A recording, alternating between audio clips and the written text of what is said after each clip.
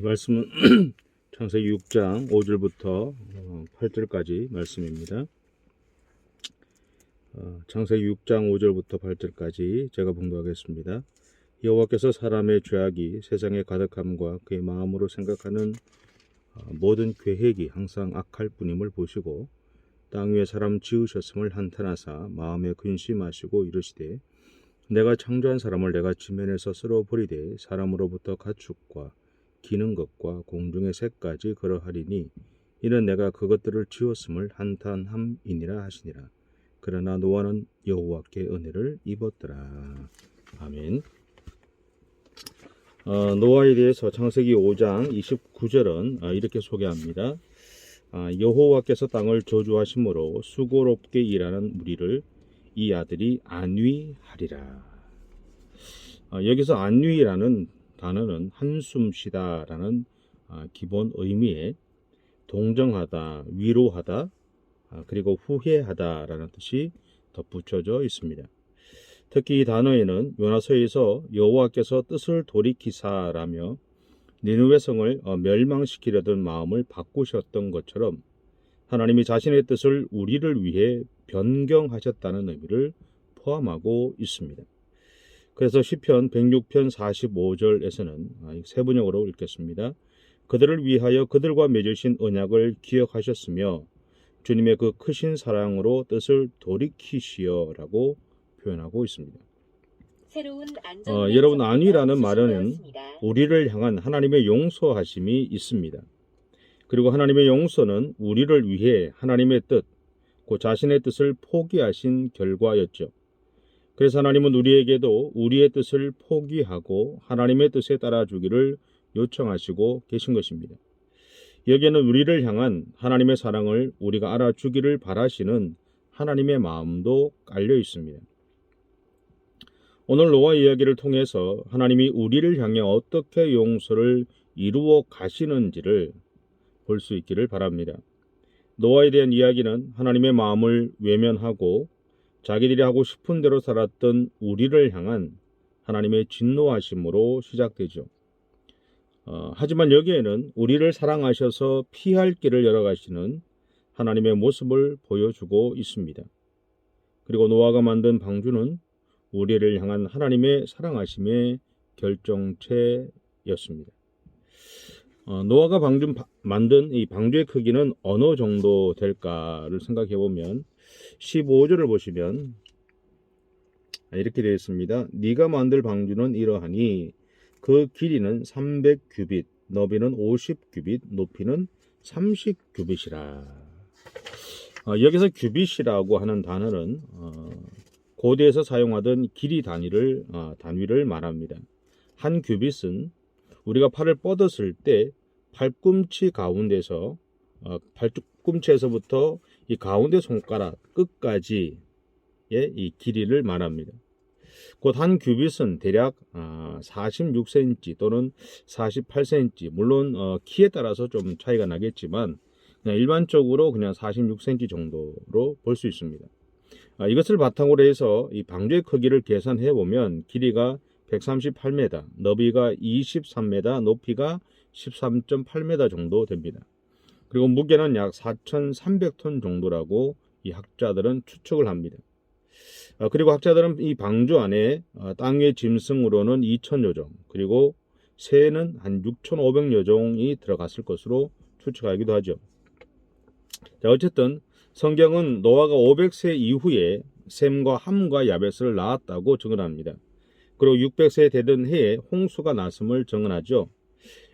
이것을 바탕으로 해서 우리가 대략 생각해 보면 노아가 한 약 70년에서 80년 정도 동안 방주를 지었을 것으로 볼 수 있습니다.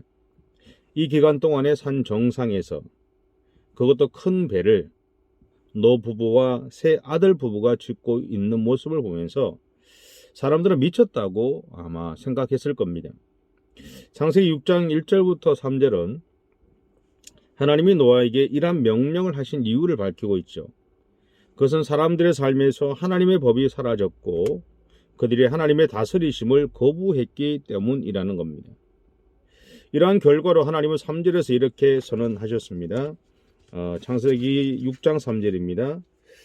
여호와께서 이르시되 나의 영이 영원히 사람과 함께 하지 아니하리니 이는 그들이 육신이 됨이라. 그러나 그들의 날은 120년이 되리라 하시니라. 여기 보시면 나의 영이 영원히 사람과 함께 하지 아니하리라. 여러분, 하나님의 영이 떠난 사람은 그 존재의 의미가 사라지게 되죠. 왜냐하면 하나님은 사람을 하나님의 성품을 가진 존재로, 그리고 하나님의 영을 불어넣어서 살아있는 영성을 가진 존재로 만들었기 때문입니다. 그런데 하나님의 영이 떠났다는 말은 하나님이 사람을 포기했다는 말이기도 합니다. 또한 이것은 더 이상 우리에게서 하나님의 형상을 발견할 수 없다는 말이기도 하죠. 로마서 8장 9절은 이 부분에 대해서 이렇게 선언합니다. 만일 너희 속에 하나님의 영이 거하시면 너희가 육신에 있지 아니하고 영에 있나니 누구든지 그리스도의 영이 없으면 그리스도의 사람이 아니라. 누구든지 그리스도의 영이 없으면 그리스도의 사람이 아니라. 누구든지 하나님의 영이 없으면 하나님의 사람이 아니다. 여러분, 하나님과 상관없이 된 사람은 그 어디에도 머리 둘 곳이 없습니다. 이 하나님의 영이 없는 사람은 마치 사막 한가운데 홀로 던져져 있는 것처럼 되죠. 그래서 하나님과의 단절은 우리에게 절망을 안겨줍니다. 그러나 그 당시에나 지금이나 우리는 그것을 모르고 살아가고 있죠. 오늘 여러분은 주어진 삶을 살아가면서 하나님과의 관계를 잘 하고 계십니까? 혹시 여러분의 삶에서 하나님과의 관계가 무뎌지지는 않았습니까? 아니면 그것을 느낄 새도 없이 그냥 바쁘게 하루하루를 살아가십니까? 여러분, 우리는 하나님과의 관계에서는 민감해야 합니다. 우리는 지금 내 삶이 평온해도, 또 내 삶의 절망의 순간을 맞이했을지라도 그 시간 여러분 자신과 하나님과의 관계를 살펴보셔야 합니다. 평온할 때도 살펴보시고 절망의 순간에도 하나님과의 관계를 먼저 살펴보십시오. 그러나 우리가 가지고 있는 본능적인 욕구나 본능적인 어떤 그 마음의 움직임들이 우리 가운데 있죠. 그래서 그 문제가 벌어지고 절망 가운데 있을 때는 그것을 벗어나려고만 애를 씁니다. 그런데 성경이 우리에게 이야기하시는 것은 그 절망적인 상황에 평온하는 상황 속에서 하나님과의 관계를 돌아보라는 겁니다. 제가 여러분에게 이런 이야기를 하지만 제 자신도 이 일이 결코 쉽지 않습니다. 어쨌든 그리고 하나님과의 관계를 친밀하게 여러분의 삶에서 세워가셔야 합니다. 하나님과의 관계에 있어서만은 아주 민감하게 살아야 하는 것이죠. 왜냐하면 우리는 하나님의 영이 있는 사람이기 때문에 그렇습니다. 하나님의 영이 있다는 것은 필연적으로 하나님과의 관계 속에서 살아갈 수 있다는 것을 의미하는 것입니다. 본문 5절과 13절은 노아의 당시의 상황에 대해서 이렇게 표현합니다. 제가 다시 읽어볼게요. 여호와께서 사람의 죄악이 세상에 가득함과 그의 마음으로 생각하는 모든 계획이 항상 악할 뿐임을 보시고, 그리고 13절에 보시면 하나님이 노아에게 이르시되 모든 혈육 있는 자의 포악함이 땅에 가득함으로 그 끝날이 내 앞에 이르렀으니 내가 그들을 땅과 함께 멸하리라. 여기서 땅은 하나님이 사람을 포함한 모든 생명의 삶의 터전으로 주신 곳입니다. 그런데 땅이 포악함으로 가득 찼다라는 말은 13절에 땅이 포악함으로 가득 찼다라는 것은 땅이 오염되었다는 말인 동시에 우리가 건강하게 살아갈 환경을 빼앗겼다라는 것을 의미하죠. 곧 이 말은 죽음을 의미합니다. 여러분, 우리에게는 땅으로 대변되는 하나님이 주신 것들을 잘 관리하고 서로를 향해서 유익을 끼치며 살아가야 할 책임이 있습니다. 그리고 또한 세상을 회복시키고자 하신 예수님의 마음을 품고 그 마음을 실천하고 살아가야 할 책임도 있습니다. 그러므로 우리는 지금 내 삶에 아무런 어려움이나 문제가 없음에 만족해서는 안 될 것입니다. 간섭이 없다는 말은 바꿔 말하면, 그러니까 우리의 삶에 하나님의 간섭이 없다는 말은, 바꿔 말하면 이미 사단의 간섭이 내 삶에 영향을 끼치고 있다는 말이기도 합니다. 또 사단이 우리의 삶에 간섭하지 않는다는 말도 그런 의미죠. 다시 말해 우리는 나에게 아무런 어려움이 없다고 느끼도록 나를 속이고 있는 사단의 역사의 한복판에서 지금 살아가고 있는 것입니다. 또한 내가 사단이 위협을 느끼지 않을 만큼 무뎌져 있기 때문이기도 합니다. 그러니까 영적으로 무뎌져 있다는 것이죠. 그래서 우리는 영적으로 껴 있어야 합니다.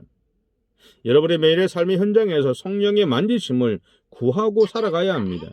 다시 말하면 사단이 우리를 향해서 긴장할 수 있을 정도로, 우리를 향해서 위협을 느낄 정도로, 우리의 삶에서 끊임없는 사단의 공격들이 일어날 정도로 우리가 하나님 앞에서 영적으로 껴 있어야 한다라는 것이죠. 13절에서 가득하다라는 말은요, 상대방을 완전히 파멸시키는 포악함을 의미합니다. 특히 포악함은 어떤 일을 철저히 수행하다라는 뜻을 가지고 있죠. 그러기에 결국 포악함이 땅에 가득함으로라는 말은 노아 당시의 세상은 어느 한 곳도 예외 없이 모든 곳에서 서로를 파멸시키려는 포악함이 극에 달해 있었다라는 말입니다. 오늘 우리의 모습은 어떨까요? 작은 것에 흥분하고 분노하고 자기의 말을 듣지 않거나 자기를 무시하는 것 같은 마음이 들면 폭력을 행사하는 모습들을 우리는 사회 전반에서 많이 발견하게 됩니다. 그 모습을 보면서 오늘 우리의 모습이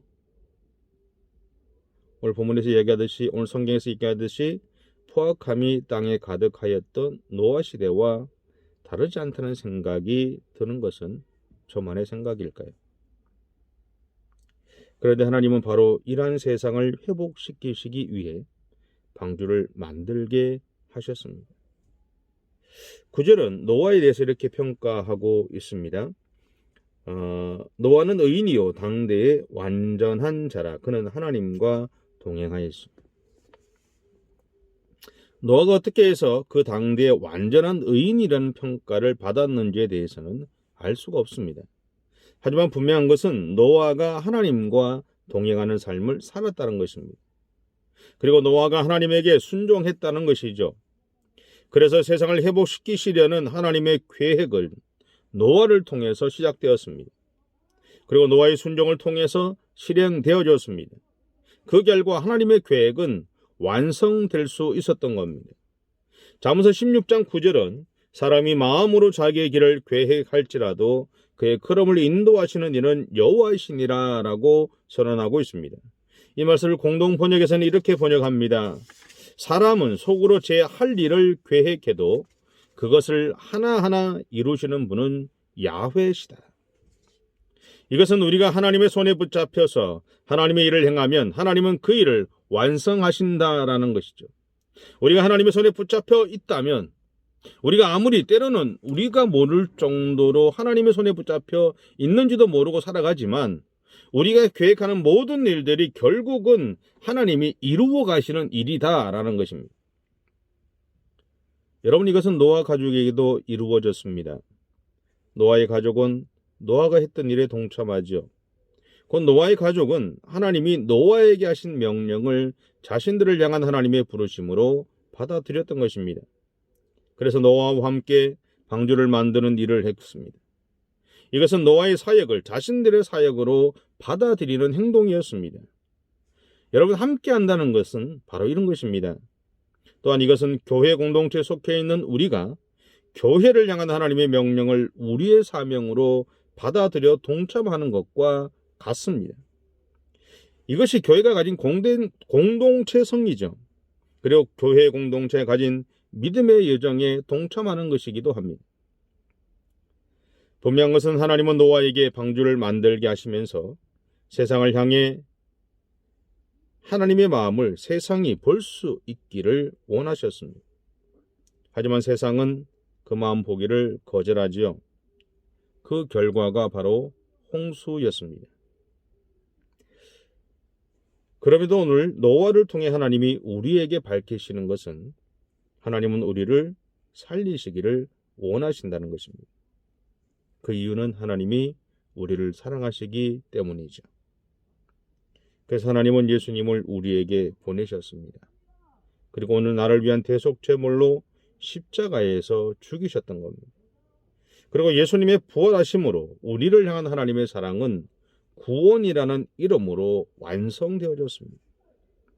분명한 것은 우리가 지금까지 내가 좋은 대로 살았던 그 삶에서 마음을 돌이키기만 하면, 그리고 하나님 앞에서 나의 죄됨을 인정하고 하나님의 용서를 구하기만 하면,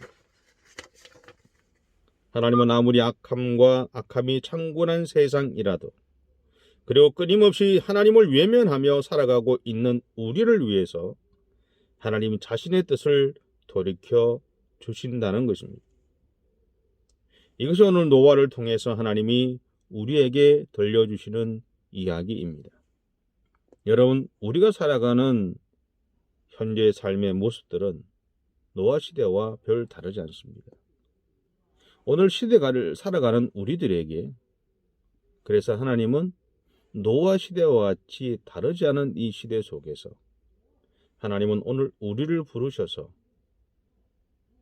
노아처럼 영적인 방주로서의 교회 공동체가 하나님 앞에서 쓰임받아 세상을 살리는 그 역할들을 감당해 주기를 원하십니다.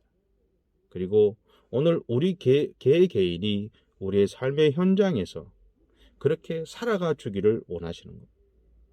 그렇게 하나님 말씀대로 또 세상을 향한 하나님의 사랑을 놓치지 않고 실천하고 살아가는 그 삶을 통해서 수많은 영혼을 살리기를 원하시는 하나님의 마음이 오늘 우리를 통해서 이루어지기를 원하신다는 사실들을 기억하고, 노아처럼 하나님 말씀에 순종하고 또 하나님과 함께 동행하는 믿음의 길을 가는 저와 여러분의 삶이 되시기 바랍니다. 기도하겠습니다.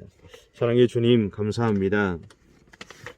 자랑할 것 없는 우리들이지만 사랑해 주셔서 감사하고, 하나님, 오늘이 힘들고 어려운 세상을 살아가면서도 때로는 버겁다라고 느낄 때가 많은 우리들이지만, 그러한 현실 속에서 하나님이 우리에게 원하시는 것은 우리를 통해서 세상을 살리기를 원하신다는 것입니다. 우리가 속해 있는 믿음의 공동체를 통해서 세상에 희망이 되고 빛이 되기를 원하시고, 수많은 죽어가는 영혼들을 건지기를 원하시는 그 하나님의 마음을 우리가 분명히 발견하고 놓치지 않고, 그렇게 하나님의 말씀대로 또 하나님의 복음을 전하며 살아갈 수 있는 능력과 은혜들을 우리 모두들 가운데 허락해 주시옵소서. 감사드리며 예수님의 이름으로 기도드립니다. 아멘. 지금은 우리 주 예수 그리스도의 무한하신 은혜와 하나님 아버지의 그 진하신 사랑하심과 성령님의 감동감화 위로 교통하시는 은혜가 너와 같이 악함이 가득한 세상 속에서 살아가지만 그 악한 세상을 살리기 위해서 마음을 돌리시고 우리를 통해서 그 일을 행하기를 원하시는 하나님의 마음을 기억하며 그렇게 순종함으로 세상을 살리는 또 다른 방주로서 교회 공동체가 되고 우리 개인이 되기로 작정하는 우리 모든 성도들과 가정과 생업 가운데 지금부터 영원까지 함께 하시기를 간절히 축원하옵나이다. 아멘. 설명절 잘 보내셨어요? 네, 항상 건강하십시오. 할렐루야.